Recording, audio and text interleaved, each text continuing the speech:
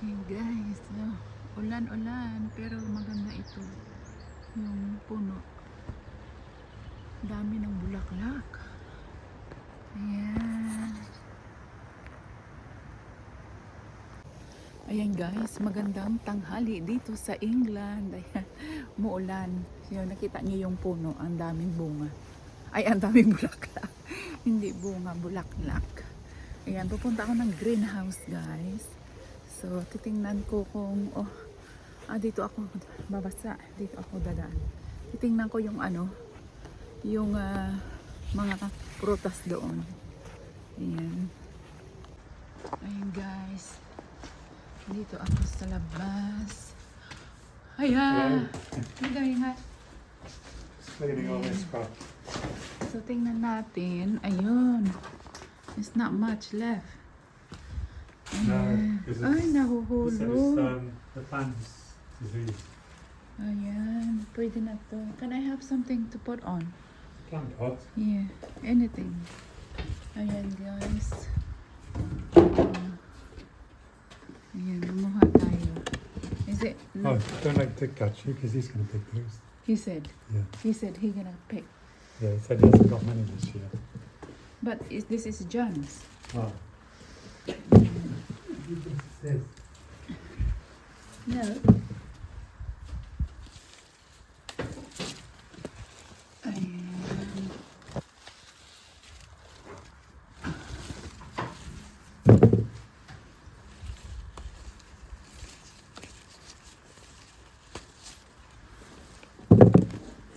So, konti lang yung kunin ko guys. Ayan, ito na. Ayan, yan lang. Tikman natin.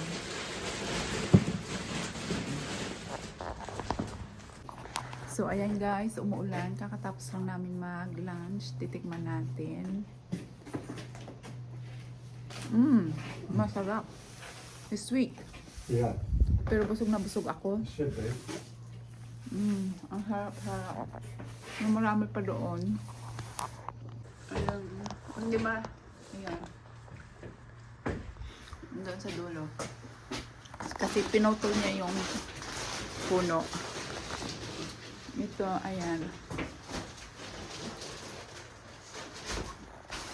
Nectarine. Ito yung amin. This is ours. Hey? This is ours. No, they do tomatoes. Hindi para amin yan. Ayan yung peach. Kunti lang din. Ayan.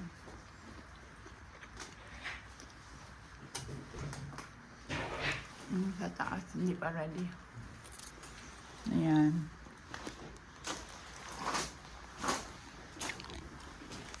Punta tayo dito.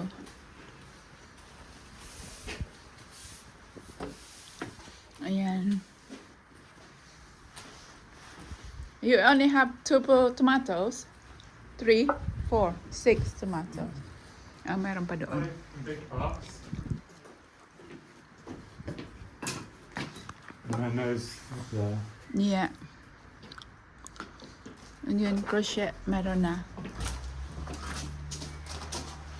May bunga na. Oh, somebody's been eating your What is call that? it? Okra? Okra, yeah.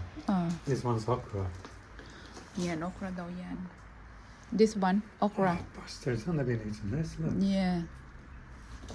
Oh, there's nothing left.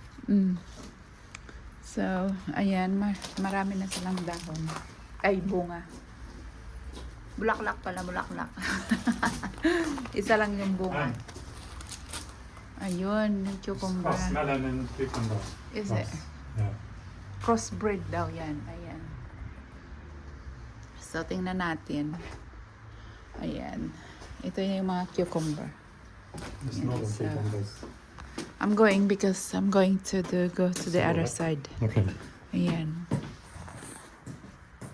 So, ayan guys. Nasa trabaho kami. Babalik ako doon ako magtrabaho sa kabila. So, ayan lang muna. Maulan na hapon. Tanghali. Ayan. So, ayan guys. Umuulan na naman. I'm going to restaurant guys. Ayan. Kasi may laundry doon. Maglo-laundry ako. Ah, at mamamalansya. Ayan. Mag-ayos-ayos doon sa laundry. Kasi ang dami kong mga stain na mga tawag nito. Stain na mga linen. Ayan. Kaya lalabahan ako. Kasi mayroon akong time today. So, ayan oh. Ayan. Ganito pag umulan dito. So, doon ako galing sa malaking bahay. Ayan. Pupunta ako dito. Doon sa dulo pa guys. Malayo. Ayan. Maglalakad ako. Doon sa dulo. Ayan. Yung lake. Maraming ano doon. Maraming pato dyan. Ayan, wild duck. Ayan.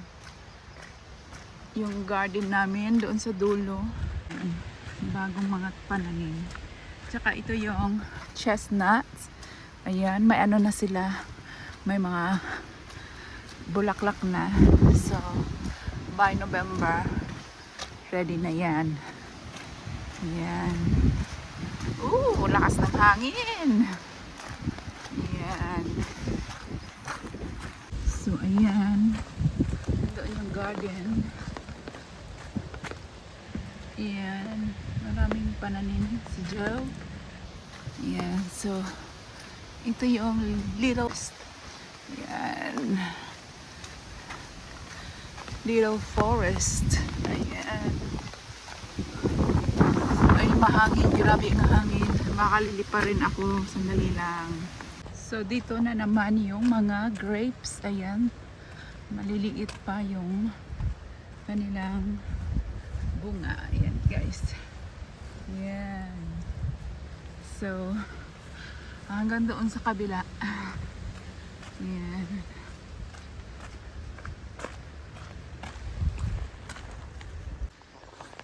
So, ayan guys. Yan ang nililinis ko. Ang mga yan. Pero, kahapon, nag-check out. Lahat yan nilinis ko. Ayan. Ang dami. So, ngayon, may checked in dalawa. Kagabi, wala. So, ayan. Mayroon akong free time. Ayan, uulan. So, imis ako doon ng aking mga linen.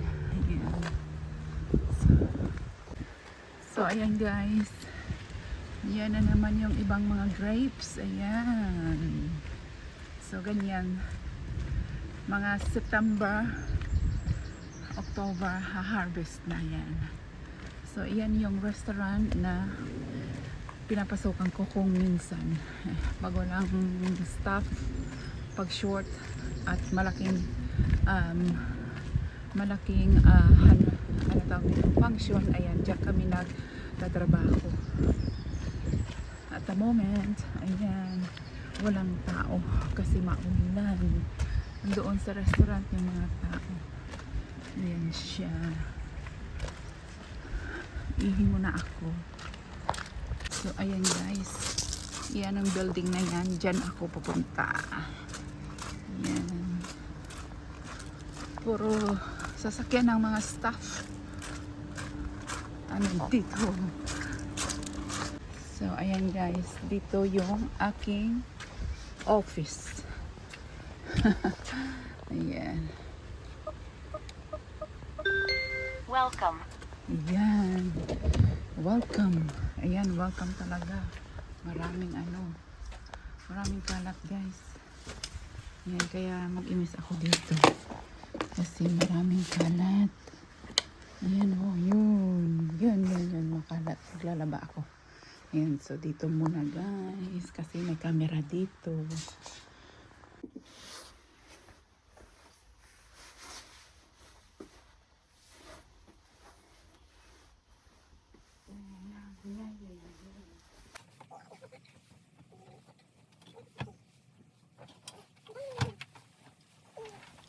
So, ayan guys, dito sa England, 18 years na ako dito nagtatrabaho. dami ko ring napuntahang lugar. Sari-saring trabaho ang pinasok ko. At ito yung pangalawang matagal na trabaho ko. I mean, ito yung ang pangalawang pinakamatagal akong nagtrabaho sa isang company. Ayan. So, wala tayong choice. Kahit ano na lang kahit anong klaseng trabaho, basta marangal at kumikita. Sige lang. Mano-mano man or machine ang ginagamit. Basta trabaho. Talagang papasukin natin kasi mahirap pumili ng trabaho. At sa hirap ng panahon ngayon, mahirap din maghanap ng trabaho, lalong-lalo na may edad na, kagaya ko, is magpi-53 na ako. Kaya, ayan, tiyaga-tiyaga lang talaga guys, at sipag. Kung nandito ka sa abroad, hindi pwede ang tatamad-tamad dito. Kasi, pag tamad ka, walang mangyayari sa buhay.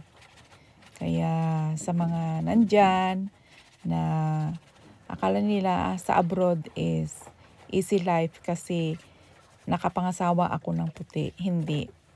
Talagang paspas din ang trabaho ko. At nakakapagod talaga sa buong mag-araw na gawain. Kasi hindi lang isa, 3 ang trabaho ko guys. Kaya it's okay. Ma-manage pa naman kahit na may edad na. At masaya rin ako kasi nakakatulong din ako sa aking pamilya at nakakatulong din ako sa ibang tao. Hindi lang sa sarili ko. Pero kung minsan, iisipin mo na lang na kahit na pagod tayo sa trabaho, iisipin na lang na pag napahinga mo yan, the next day is another day. Ayan.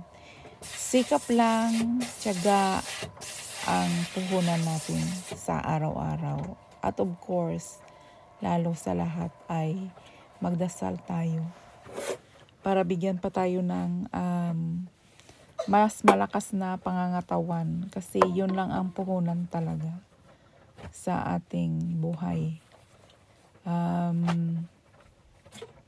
Pag hindi ka malakas at wala kang pambato, wala kang mangyayari sa ating pang-araw-araw.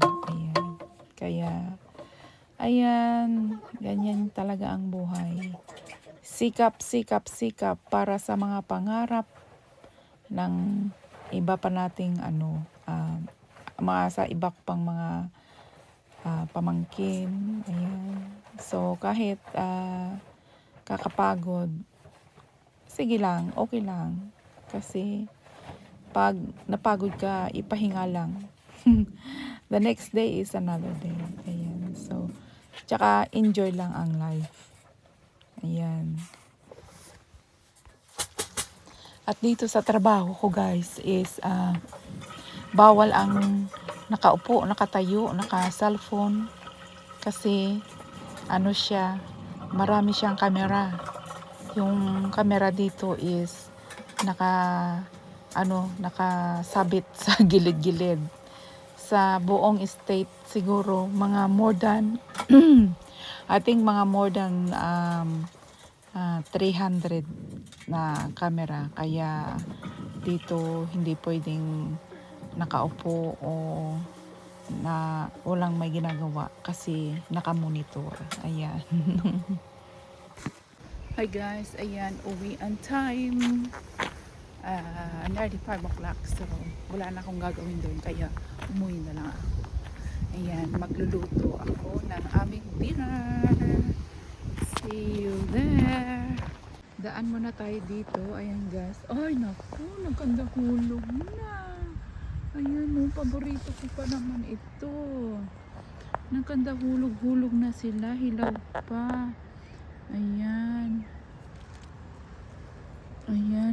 Nakakasayang. Sana naman huwag kayong maubos. Yan guys, grain gauge. Marami nahuhulog na naman. Ako, Diyos ko. Paborito ko ito. Ito yung paborito ko. Naglalaway na ako. Ayan, nahulog na. Anyway. Uwian time. Tsaka ito, yung maliliit na apple. Ayan. So, sayang. It's okay. Uwian time. So, ayan guys. Nakarating lang. Ito ang senaryo pag umuwi kami. Tapos magtrabaho. Ayan. So, kasi lunch, breakfast and lunch. Ayan. Ayan, malinis na yan. Kukuhanin na lang. So, ganyan ang aming kusina. Ito kasi sa ano ito, sa camping. Ayan. Sa camping. So, kaya ganyan. Magulo. Pero okay lang kasi busy kami sa trabaho. Kaya ito naman ang hugasan. Ang daming hugasan. Ayan, sa breakfast, saka lunch. Tapos ito, kagabi, bago matulog, hinugasan na namin ito. Ayan, so, ayan, mayroon pa akong labahan na isasampay. Pagkatapos, ay magluluto ako ng dinner. Yun. Kaya pa.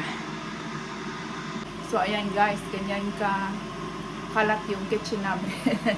Pagdating sa trabaho, hindi ka naman agad magpupula kasi ganito talaga ang buhay dito sa abroad. Wala kaming katulong na maggawa pa ng gawaing bahay, but no choice, life is life.